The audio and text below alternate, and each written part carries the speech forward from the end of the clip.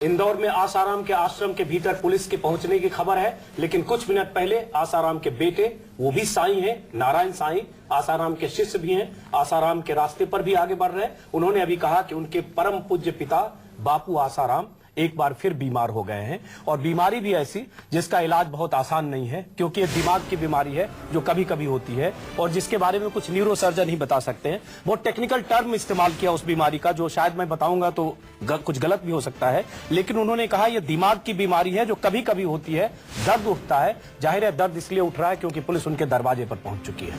हम पल पल की खबर भी देंगे, ये भी बताएंगे कि आसाराम का क्या दाव पुलिस पर चलता है, क्या पुलिस उन्हें पूछताछ के बाद जोधपुर ले जाती है, या क्या पुलिस उन्हें संत और महात्मा बनाकर बख्श देती है, ये भी हम बताएंगे। पल पल की खबर रखेंगे, नजर रखेंगे, लेकिन उससे पहले हम आपको जरा सुनाते हैं कि परम पूज्य संत आसाराम और उनके परम पूज्य बेटे नारायण साईं ने अपने परम पूज्य पिता के लिए क्या कुछ कहा, जरा सुनिए। भी इस बात का जिक्र किया था कि बापूजी का स्वास्थ्य थोड़ा नरम गरम है, लेकिन पिछले 13 सालों से लगभग ट्राइजेमिनल न्यूरेल्जिया नाम की जो दिमागी बीमारी होती है, बापूजी ने शायद इसलिए नहीं बताया होगा कि भक्त लोगों को दुख हो, तकलीफ हो। लगातार वो नहीं होती, जो न्यूरोलॉजिस्ट हैं उन्हें पता है। अचानक दिमाग में राइट की लेफ्ट अचानक दर्द उठता है, और अगर चालू सत्संग में भी अगर वो दर्द उठता है तो कुछ क्षण चुप रहना पड़ता है। तो हार्ट का थोड़ा सा बीपी हाई, और ये ट्राइजेमिनल न्यूरेल्जिया। और बापूजी जो कह रहे हैं कि बापूजी भाग गए और छुप गए, भाग गए, बापूजी तो जोधपुर पुलिस का इंतजार ही कर रहे हैं कि वो आए और जो भी पूछताछ करनी है वो करें, और इसके बारे में जो भी उनके क्वेश्चन होंगे। लेकिन ये अचानक थोड़ा तबीयत खराब होने के कारण जैसे ही स्वास्थ्य में थोड़ा सुधार होता है, तो जैसे ही स्वास्थ्य में सुधार होता है तो जोधपुर या तो जाएंगे, या तो यहाँ पे अगर जोधपुर पुलिस आती है तो बेशक अपने जो भी उनके सवाल हैं, जो भी क्वेश्चन है वो करे, उसके उत्तर ले। और न्यायपालिका का बापू सम्मान करते हैं, जांच में पहले भी सहयोग दिया है, अभी भी सहयोग देंगे। किसी ने कहा कि बापूजी देवास से गुम हो गए, कहीं गए, और बापूजी तो कल से यहीं हैं। अब जिसको पता नहीं होगा उसने शायद ये कह दिया हो कि यहाँ हैं, नहीं है। और जैसे ही स्वास्थ्य में थोड़ा सुधार होता है, वैसे ही जोधपुर जाना पड़ा तो जोधपुर, और अगर यहाँ भी अगर पूछताछ के लिए जोधपुर पुलिस आती है तो उसका जोधपुर पुलिस का हार्दिक स्वागत है, वेलकम है। जो भी उनके क्वेश्चन हैं, प्रश्न हैं, वो बाकायदा आए, पूछे। और कल जो मीडिया के भाइयों से भोपाल एयरपोर्ट पे कुछ गर्मा गर्मियां झड़प हुई, मैं साथ में था। उस समय जो ही बापूजी कार में बैठने जा रहे थे तो रास्ता एकदम ब्लॉक हो गया। तो किसी भाई ने कहा, भाई रास्ता दे दो, रास्ता दे दो। मैंने भी हाथ जोड़ के प्रार्थना की, और उसमें अगर किसी मीडिया कर्मी को चोट आई है या अभद्र व्यवहार हुआ है तो मैं उसके लिए माफी चाहता हूं। कल सुबह भी भोपाल से दिल्ली के लिए जाना था, लेकिन बापूजी ने वो फ्लाइट कैंसिल कराई स्वास्थ्य के देखते। 27 तारीख को तो यहाँ इंदौर में समन मिला।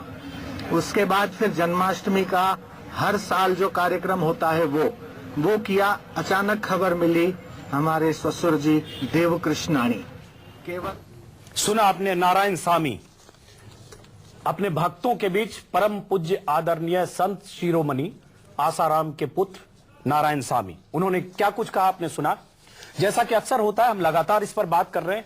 कोई असरदार आदमी, संत, महात्मा, नेता या बड़ा नौकरशाह जब फंसता है, जब जेल जाने की बारी आती है, जब इल्जाम लगते हैं, जब पुलिस उसके पीछे होती है, उसे बीमारी जरूर होती है। और यह बीमारी किस्म किस्म की बीमारी होती है, और कई बार ऐसी बीमारी होती है जिस बीमारी का इल्म उसे भी पहले नहीं होता है, उसके लोगों चाहने वालों को भी नहीं होता है, और पहली बार दुनिया को पता चलता है कि उन्हें क्या बीमारी है। तो आसाराम जी को भी जो बीमारी है, इसका पहली बार अभी दुनिया को पता चला, और इसलिए पता चला, जैसा कि अभी उनके बेटे ने कहा, परम पूज्य नारायण साईं जी ने अपने परम पूज्य पिता के लिए, कि उन्होंने इसलिए नहीं बताया था क्योंकि भक्तों को बुरा लगेगा, भक्त दुखी हो सकते हैं, लेकिन उन्होंने बताया कि एक दिमाग में ऐसी बीमारी है जो प्रवचन के दौरान भी बीमारी का दर्द जब उठता है तो उन्हें बेचैनी होती है। लेकिन इस बीमारी का एहसास उन्हें था, उन्होंने जनता और दुनिया को अभी बताया जब पुलिस उनके दरवाजे पर है। जोधपुर पुलिस भी वहां है, इंदौर पुलिस भी है।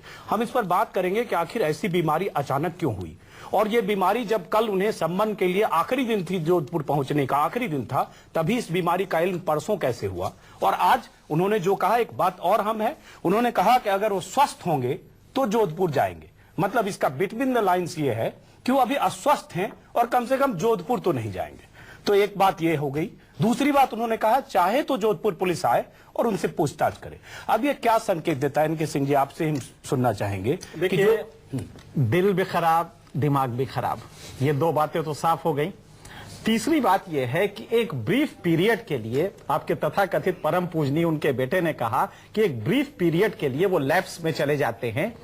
मुझे लगता है कि ये डिफेंस आगे आने वाले दिनों में भी यही लिया जाएगा कि साहब वो जो लड़की आई थी उनके पास, उस समय वो उसी वाले फेज में चले गए थे, लिहाजा उनका अपराध दोष नहीं है, उस फेज में चले गए थे तो पता नहीं उन्होंने क्या किया होगा। मुझे लगता है कि ये एंगल उधर जा रहा है। बहरहाल इन दोनों में इमोशन को पूरी तरह से कैश कराने की कोशिश की गई है कि भक्त हमारे बिल्कुल तैयार रहे, लेकिन बापू को ये दिलो दिमाग की बीमारी है। मुझे लगता है कि ये एक फाइनल वो है जिसके साथ बचने की कोशिश वो कर रहे हैं। बचना एक बात और उन्होंने कही, हम उनसे आपसे भी पूछेंगे, क्योंकि जस्टिस फखरुद्दीन साहब मुस्कुरा रहे हैं। आप बहुत सारे मामले आपने इतने साल देखे होंगे जुडिशरी में। ये बहुत आसान बहाना है, और कई बार डॉक्टर और अस्पताल शिफ्ट हो जाते हैं, उनका इलाज होने लगता है महीनों। पप्पू यादव मर्डर में कन्विक्टेड, महीनों अस्पताल में रहे, सालों अस्पताल में रहे, और यूपी के बड़े बड़े बाहुबली तो अस्पताल में ना जाने क्या क्या करते हैं। तो ये आसाराम जी बीमार हो गए, और इनकी बीमारी की आड़ में जो कुछ हो रहा है, आपको क्या लगता है? मतलब आपने बहुत सही जो उस तरफ जो इशारे किए हैं, लेकिन न्यायाधीश भी सब जानते हैं, पुलिस भी जानती है कि ये इस तरह से बीमारियां होंगी, इस तरह से ये बीमारियां हो सकती हैं। जी, यही करेंगे कि डॉक्टर एक लेके गए हैं, एम्बुलेंस साथ में गई है, तो डॉक्टर से ये सर्टिफाई करा लेंगे कि नहीं, इसको कोई बीमारी ऐसी नहीं है जो कि जोधपुर ले जाने में अवरोध करे। लेकिन हमारी हमारी अदालतों के पास वो सब चीजें हैं, और आप देखिएगा समय आने पर सब इलाज बहुत अच्छे ढंग से हो जाएगा। पुलिस को सहयोग करना चाहिए, और मैं समझता हूँ एक बार न्यायालय में पेश करें तो आप देखेंगे ये बीमारियों। हमें ये खबर आ रही है, पुलिस वहां जोधपुर पुलिस थाने में इंतजार कर रही है, इंदौर पहुंच चुकी है, आश्रम नहीं पहुंची है, और अब देखना है कि आश्रम में जाकर वो क्या करती है, क्योंकि नारायण साईं आसाराम जी के बेटे ने कहा है कि जब वो स्वस्थ होंगे तो जोधपुर जाएंगे। अब सवाल उठता है, क्या उनसे पूछताछ करती है पुलिस, या कुशल क्षेम जानती है, नमस्कार करके संत के आशीर्वाद लेती है और उसके बाद फिर वापस जोधपुर लौटती है, या वैसे ही उनके साथ व्यवहार होता है जैसे इस देश में किसी आम नागरिक के साथ होता, अगर उसके खिलाफ इतने संगीन मामला दर्ज होता, इतनी संगीन धारा में अगर मामला दर्ज होता, तो जिसके आम आदमी के साथ जैसा होता, क्या आसाराम के साथ वैसा सलूक होगा? कम से कम पिछले 10 दिन से ऐसा नहीं लग रहा है। हम प्रवीण दुबे के पास चलते हैं। प्रवीण दुबे हमारे संवाददाता इंदौर में है, पल पल की नजर प्रवीण रख रहे हैं। प्रवीण, क्या लग रहा है? जो बात आ रही है उससे एक बात तो साफ है, नारायण साईं ने कह दिया कि जब स्वस्थ होंगे तो जोधपुर जाएंगे। मतलब ये बात तो साफ कि जोधपुर नहीं जा रहे हैं। अब सवाल उठता है, पुलिस का रवैया क्या है, पुलिस के पास विकल्प क्या है, पुलिस क्या करने जा रही है? और मुझे इस तरह से लग रहा है कि दोनों जो पुलिस है, चाहे मध्य प्रदेश की हो या फिर राजस्थान की, पूरा मौका दे रही है आसाराम बापू को। और वजह क्या है, ये दोनों राज्यों की पुलिस या उनकी सरकारें जानती होंगी, लेकिन बहुत पूरी तरह से छूट दे रखी है उन्हें। ये तय था प्रोग्राम उनका कि वो 1 बजे आएंगे, 1 बजे नहीं पहुंचे, वो 4 बजे के आसपास पहुंचे, और इंदौर के ही एक थाने में बैठी हुई है पुलिस, पूरा वक्त दे रही है कि वो प्रेस कॉन्फ्रेंस कर ले, अपनी पूरी बात कर ले।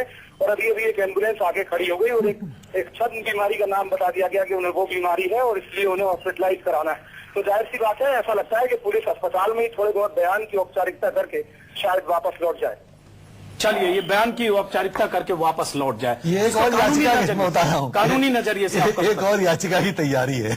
मतलब ये इंतजार कर रहे हैं कि सोमवार को, चूंकि वर्किंग डे है, अभी कल रविवार है, तो किसी ढंग से अगला 2 दिन मतलब ये निकाले और सोमवार को हाईकोर्ट में याचिका दें और किसी ढंग से इंटरिम बेल मिले। नहीं, मेरा ख्याल है कहीं ना कहीं तैयारी हो रही होगी, क्योंकि गुजरात हाईकोर्ट ने तो लौटा दिया कि आपकी याचिका में दम नहीं है, वापस लीजिए। बहुत बात है, मध्य प्रदेश हाईकोर्ट है, तो इसके बाद और है, तो ये सब तैयारियां हैं। लेकिन न्यायालय और न्यायाधीश लोगों को सब मालूम है, इन प्रक्रियाओं से दिन ब दिन गुजरना ही पड़ता है, कोई आदमी इस तरह से नहीं करता। चलिए उनके भक्त हमारे साथ हैं, अभय जी हैं, मुंबई से हैं, हालांकि नाराज हो रहे होंगे हमारे सवाल जवाब से। अभय जी, अभी जो पता चला है कि आपके परम पूज्य आसाराम जी को बहुत गंभीर बीमारी है, दिमाग की बीमारी है, और इस बीमारी में बहुत दर्द उठता है, लेकिन वो भक्तों को उन्होंने अब तक इसलिए नहीं बताया कि भक्त दुखी ना हो जाएं। आप भी भक्त हैं, आपको भी पहली बार पता चला होगा इस बीमारी का, दुख तो आपको बहुत हो रहा होगा।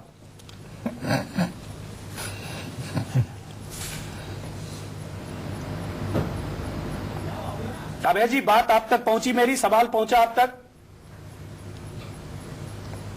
नहीं, सवाल नहीं पहुंचा। दुख पहुंचा। चलिए मैं दोबारा पूछता हूं। अभी बताया गया आसाराम जी के बेटे नारायण साईं ने कहा कि आसाराम जी को दिमाग की गंभीर एक बीमारी है। बीमारी का जो नाम लिया मैं नहीं लूंगा, हो सकता है टेक्निकल एरर हो जाए, क्योंकि ऐसी बीमारी है जो हमने सुना नहीं, मैं डॉक्टर हूं नहीं। उन्होंने कहा दिमाग में दर्द उठता है, प्रवचन के समय में भी कई बार उठता है, और उन्होंने अब तक अपने भक्तों को इस बीमारी की जानकारी इसलिए नहीं दी थी कि भक्त दुखी न हो जाए। हालांकि पूरे देश को इस बीमारी का तब पता चला जब इंदौर पुलिस उनके आश्रम से 2 किलोमीटर दूर बैठी है। जब दरवाजे पर पुलिस हो तो ऐसी बीमारी, जिस बीमारी का एहसास पूरे देश को अंदाजा नहीं था, और पहली बार उस बीमारी का खुलासा हुआ है। भक्त दुखी होंगे इसी अंदेशा से। तो आप दुखी हैं इस बीमारी पर? आपके गुरुजी को बहुत बड़ी बीमारी हो गई है। नहीं, एक बात तो सुन लीजिए, जिस प्रकार से आपने ये शो कर रहे हैं तो हम वो शो के ऊपर ज्यादा नाराज हैं।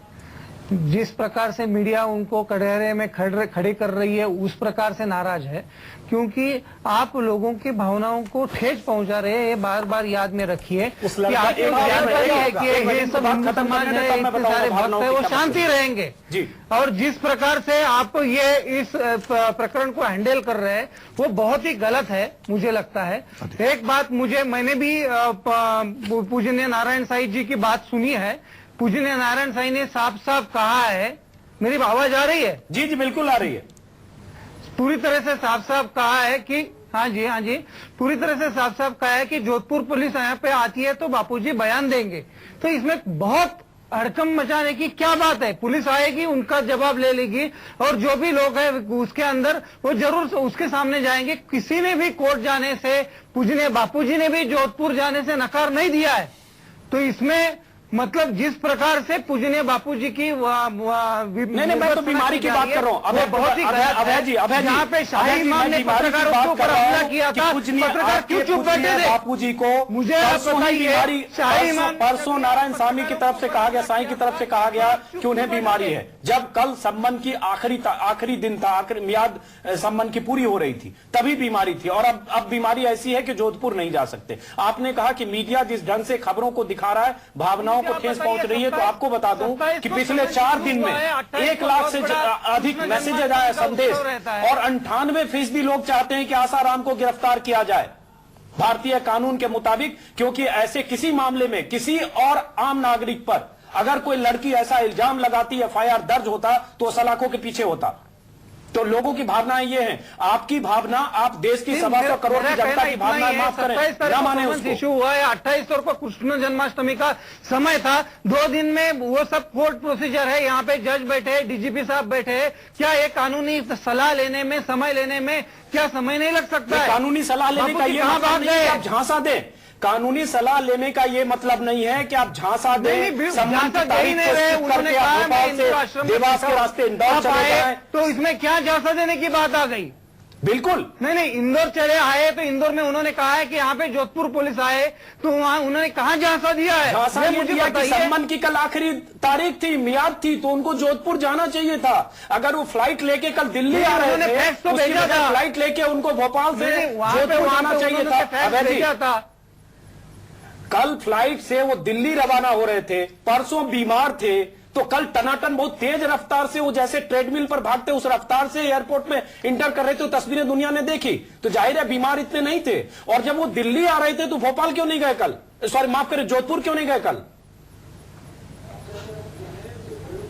नहीं, मेरा कहना इतना ही है कि आप जिस प्रकार से उनको समझ नहीं रही है, उनकी छोटी छोटी बातों का बड़ा बड़ा ब्रेकिंग न्यूज बना के दिखा रहे, वो तो बहुत ही गलत है। क्योंकि ये इसका मतलब आपको छोटी बात लग रही है? इसका मतलब अगर एक लड़की ने उन पर बहुत बड़ा अन्याय हो रहा है का आरोप लगाया, उस लड़की के पिता ने कहा है कि अगर उनके खिलाफ कार्रवाई नहीं हुई, गिरफ्तारी नहीं हुई तो भूख और आमरण अनशन करेंगे, ये आपको छोटी बात लग रही है? नहीं, बिल्कुल नहीं, ऐसा मैंने कभी भी नहीं कहा है। लड़की की भावना को बारे में किसी की भावना अलग नहीं है, सबकी भावना एक ही है, इसमें कोई दो राय नहीं है। सिर्फ इतना ही है कि परम पूज्य बापूजी के ऊपर जो जिस प्रकार से मीडिया गणानात कर रही है, ट्रायल कर रही है, वो बहुत ही गलत है। आप क्या चाहते हैं कि अगर कोई लड़की लोगों के ओपिनियन चलाए तभी मीडिया कहाँ चुप बैठी थी? एक हिंदू संत है, आज चुप बैठे, हमने देखा है। इसको हिंदू संत और मुस्लिम उलेमा में आप मत बदले इस बात को, माफ करें अभय जी, हिंदू संत और मुस्लिम उलेमा में ना बदले। और मैं बता दूं, मैं भी हिंदू हूं और कोई सर्टिफिकेट ऐसा तय नहीं करेगा कि आप बहुत बड़े हिंदू हैं और मैं हिंदू नहीं हूं। ये सब बात मेरे ख्याल से बहस को गलत दिशा में ले जा रहे हैं। हिंदू होना कोई पैमाना नहीं है गुनाहगार होने का। अगर कोई गुनाहगार है, अगर किसी पर इल्जाम लगा, अगर किसी के खिलाफ FIR है तो है, वो हिंदू है, मुसलमान है, सिख, ईसाई, इससे क्या मतलब है? भारत का नागरिक है और भारत के कानून और संविधान से बंधा हुआ हर नागरिक है। सामने आने वाला नहीं है।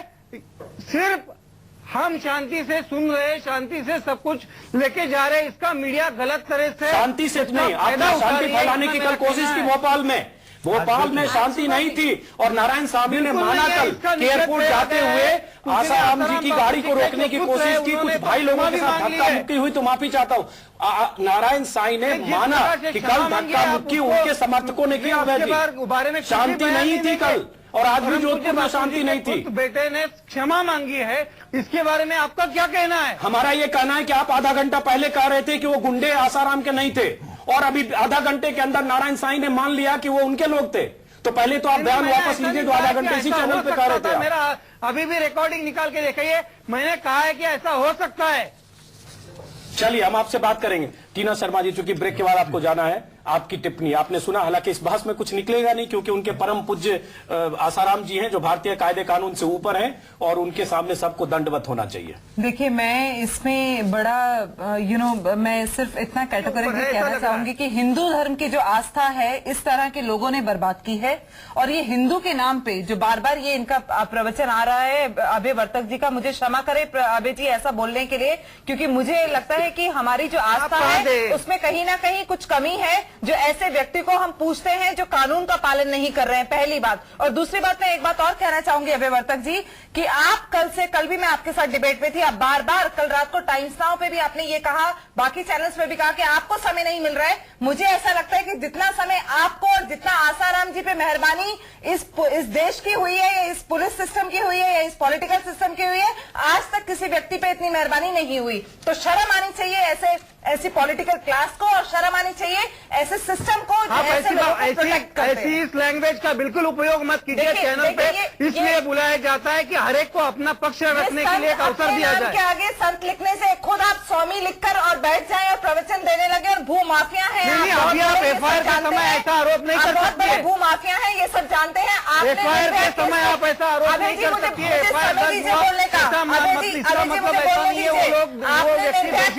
आपके ही बापूजी ने कहा कि अगर वो भाई कहकर उसके पैर पकड़ लेती तो उसका रेप नहीं होता। आपके ही आसाराम जी बापू मर्दानगी के नुस्खे बताते हैं, और आपके ही आसाराम जी बापू की स्टेटमेंट जो चैनल पे आई है कि एक foreigner Bapu I love you, तो उसके बेटे से पूछते हैं कि मैं तुम्हारा क्या लगता हूँ, तो वो कहते हैं बापू, तो आपके बापू कहते हैं ओहो मैं आपका बापू हूँ, आई लव यू। ये सारा मीडिया ने रिपोर्ट किया और ऑन चैनल है। तो आप ऐसे संतों से हमारे देश को बर्बाद ना करें, और आसाराम जी को जिस नाम दिया गया इस चैनल पे झासाराम, ये इमीडिएटली अरेस्ट होने चाहिए। नहीं, जब भी मुझे बताइए। टीना शर्मा जी, मैं आपका गुस्सा समझ सकता हूँ और पॉलिटिक्स कर रही है। अभय जी, आप पॉलिटिशियन नहीं हूं, अभय आपकी जी, जानकारी के लिए बता दूं। अभय जी, आप हस्तिनापुर के सिंहासन से जैसे लोग बंधे होते हैं वैसे आसाराम जी के सिंहासन से आप बंधे हैं। आप अपनी तरफदारी पैरवी करते रहे, इसीलिए हमने आपको बुलाया है। आपके परम पूज्य परम पिता परमेश्वर आसाराम जी पर आरोप है, इल्जाम है, और उस इल्जाम के मुताबिक पुलिस उन्हें गिरफ्तार कर सकती है। और कोई भारतीय नागरिक, आम आदमी होता तो अब तक गिरफ्तार हो चुका होता। ब्रेक के बाद हम इस पर बात करेंगे आज और 8,000 करोड़ की जमीनें जानने की कोशिश करेंगे। और इसके साथ ये भी बता दें कि 425 आश्रम है आसाराम जी के, 8,000 करोड़ की रिज रोड से लेकर 50 से अधिक गुरुकुल है, और तमाम तरह के इल्जाम है आसाराम जी पर। इस पर हम बात करेंगे ब्रेक के बाद और समझने की कोशिश करेंगे कि परम पूज्य आदरणीय संत आसाराम जी, क्या पुलिस उन्हें गिरफ्तार करती है, क्या पुलिस उन्हें पूछताछ के लिए जोधपुर ले जाती है, या परम पूज्य आदरणीय आसाराम जी बीमारी की आड़ में एक बार फिर पुलिस को गच्चा देकर आश्रम में बने रहते हैं।